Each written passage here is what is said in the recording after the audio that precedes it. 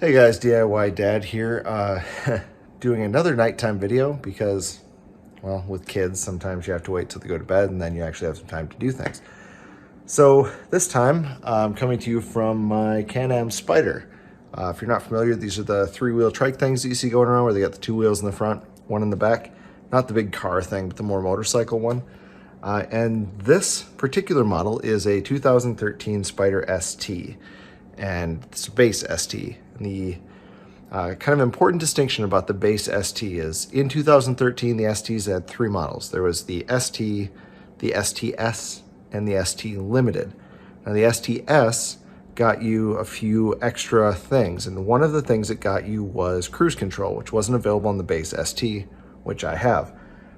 I'd like cruise control. It's really the only difference between the two, but I got a great deal on this one, so I went for that route.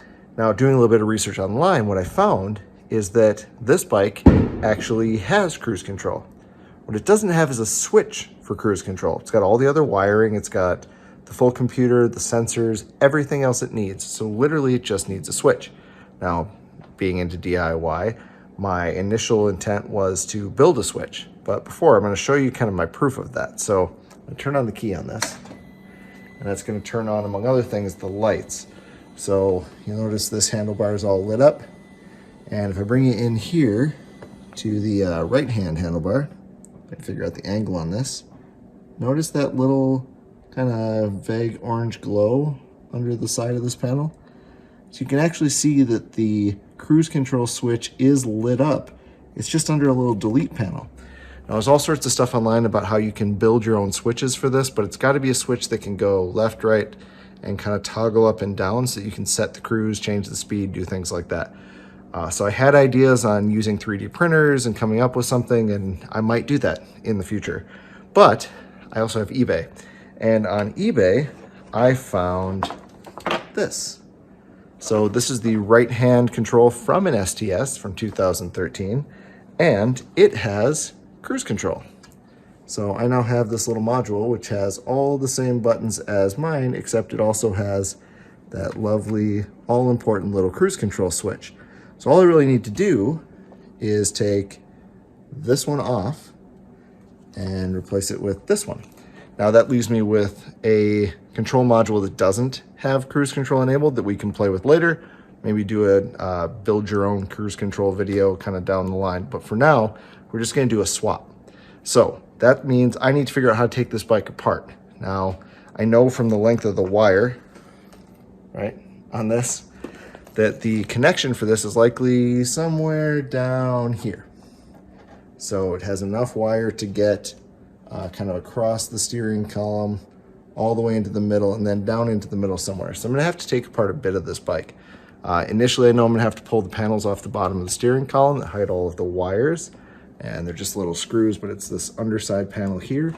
And then my intent from that point is to kind of work my way in. So we'll take off the dash bezel, we'll take off this top piece of bodywork, and I'm just gonna find that wire and just keep tracing it down and hopefully not have to take off too much.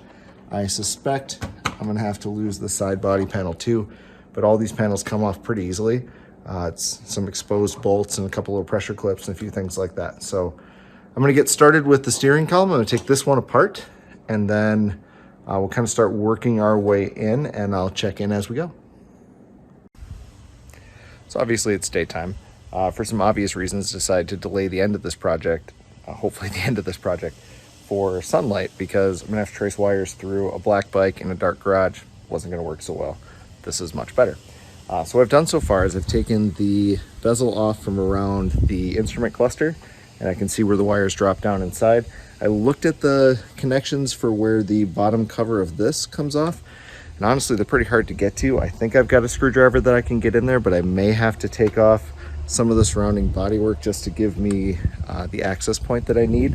What I'm gonna do now, though, is try to trace the actual wire. So I can see that it drops kind of straight down into the body of the bike. So my thought is, to pull a couple panels. The easiest ones to pull are going to be this panel right here and then this panel here, and if we get lucky we're going to find where the wires go. So to pull this initial panel, what you want to do is lift the seat up, and then there's going to be 4 bolts. So there's 2 here and two here. These are T30, I want to say. It's just a regular Torx. So I'll pull those off. And then this panel has a bolt here that's kind of captive underneath this, and then some just body clips, so the ones where the little kind of pressure tab goes in. So I'll pull this. I'm going to pull the clips out of this guy. There's kind of one underneath here, and then there's two, one there and one there, that we'll pull out. That should let these body panels come off, and we'll take a look at the wires underneath and see if we get lucky and find the plug. Okay, side panels are removed. No drama there, really. They come right off. And looking at the plugs that we've got, so these are the plugs off my replacement part. And just kind of investigating a little bit and found the exact same plug here and here, even verified off of the wire that it is the same wire. So this bike truly does have cruise control. It just doesn't have the button. So rumors are true. So what I'm going to do next then is start tracing this wire. So we'll look at where this thing kind of tucks in and where it goes. It looks like it's just sort of wound around in here a little bit. So we'll follow it back through the various cable ties, and I think it's going to go kind of up and in.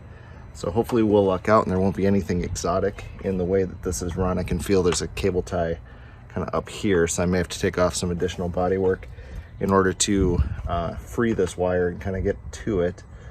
We'll see as we get into it, and then we'll deal with the tricky part of how I'm going to get through this piece, because like I mentioned, the screws are a little hard to get to, so this panel may have to come off. I'm hoping to avoid that because it doesn't look like it's going to come off easy, but I don't know, we'll see.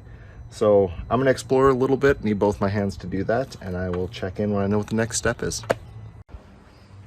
All right, so I went down kind of a dark path just now of trying to take this panel off of the bike, which turns out to not be easy to do. I'm sure there's a trick to it. I don't know what it is, but I don't think I really need to. So I've disassembled some of the little side pieces of the mirror, took off this top plastic piece as well, just to give me a little bit better visibility, but I think that I can kind of get around it now. So this wire loom has a cable tie here and one that's kind of up in the body that I can see from the top. I think I can get a clipper on there and get it cut off without having to take this panel apart,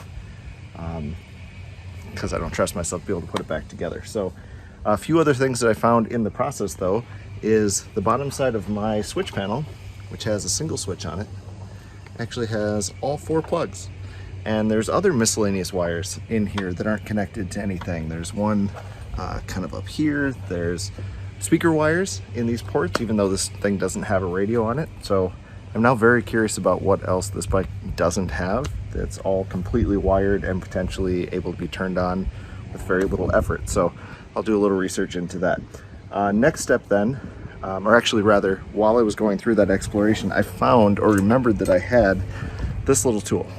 This is a, I think they call this a Micro Ratchet. It's a kind of a low profile, get into tight spaces tool. But what that's going to let me do, as my COVID haircut goes insane, is use this to pop into these spots and then use this tiny ratchet to be able to remove them without having to take off any of the associated bodywork. I think that's going to get us access to the cable as it comes down through here. And then we should be able to cut the clips, hopefully be able to back this cable all the way out, at which point then install is going to be the reverse, just popping the new plug on, or the new module on, running the cable back through the same path, and then wrapping a few new cable ties on it. I will give you a tip as well. If you're doing projects like this, be on the lookout for other just unrelated things. Like some of these wires in here are actually a little bit frayed. They're wires connected to dead switches. But I'm assuming they're actually powered. So while I'm in here, I'll take the moment to run some new electrical tape around those, make sure that it's all just kind of buttoned up before I put the bodywork back on. So I'm gonna pull these panels off and then hopefully have access to the wire and no other little surprises. I'll get these little cable ties clipped off and we'll start backing this wire out, at which point, like I said, should be able to just run the new wire, put everything back together. Well, that worked. So bottom panel is removed. You can see the 2 wires running down here. There's just a little clip that kind of holds them in place. I also took the back panel of this little switch module off. There's just 4 screws. You'll see inside there are these 2 kind of brass looking screws that hold this panel onto the throttle so that they spin all as one.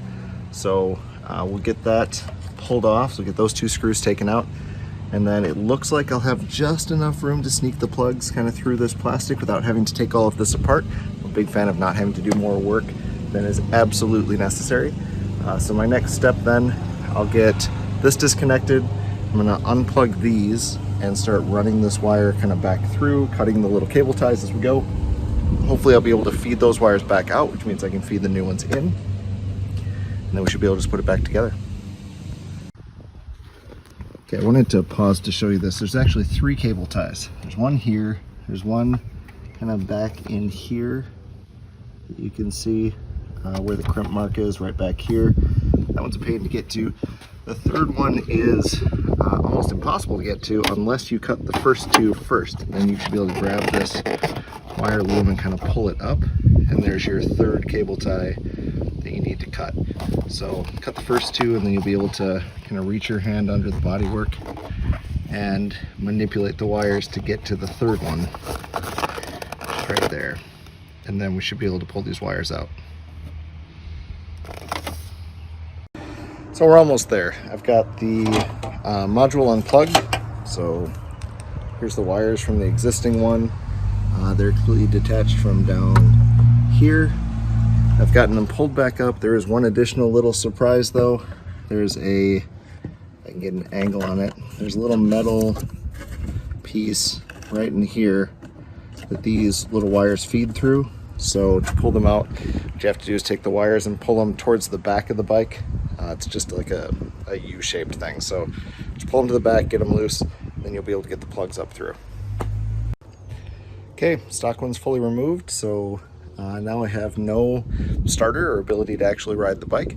Now I get to put it back together. So installation is going to be the opposite of the removal. So I'll take apart the old one, run the wires down through the body, get my cable ties back on as much as I can, given some of the clearancing issues, but I think I can get to them at least enough to keep it safe and stop them from binding up. Get everything plugged back in, and then when I check back in, we'll fire up the bike and see if my cruise control lights up and actually works.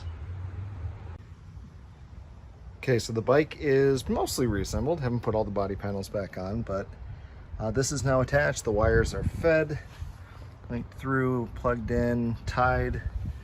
And if we look here, so I've got my on-off switch for the cruise. And if you note on my dash, where it says cruise off there at the bottom, if I can get it so we don't have the glare, switch my little switch over. Look at that. So I'm gonna put the rest of this together and we'll take it for a test ride.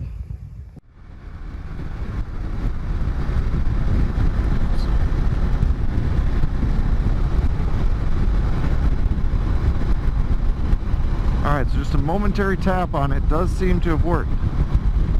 So got it on, hands are off the controls, and we're cruising locked at 55, 5th gear.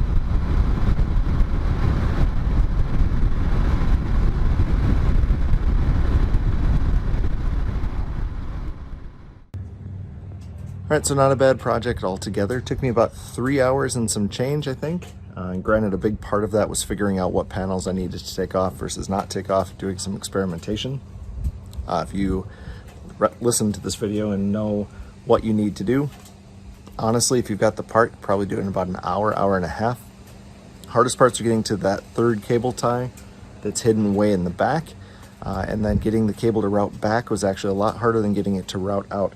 I'll put a link to that little Kobalt Micro Ratchet that I've got, because that did save me about 3 different times in this project. So I'll put a link to that in the description if you're interested. Other than that, I think that pretty much wraps it up for me today. So I like to kind of end these things with a dad joke. Struggling a little bit to come up with one off the top of my head. All right, I got one for you. So, why is the Joker the worst salesman in the deck of cards? Because he almost never makes the deal. Guys, ride safe. Have a great day. We'll talk to you later. Bye.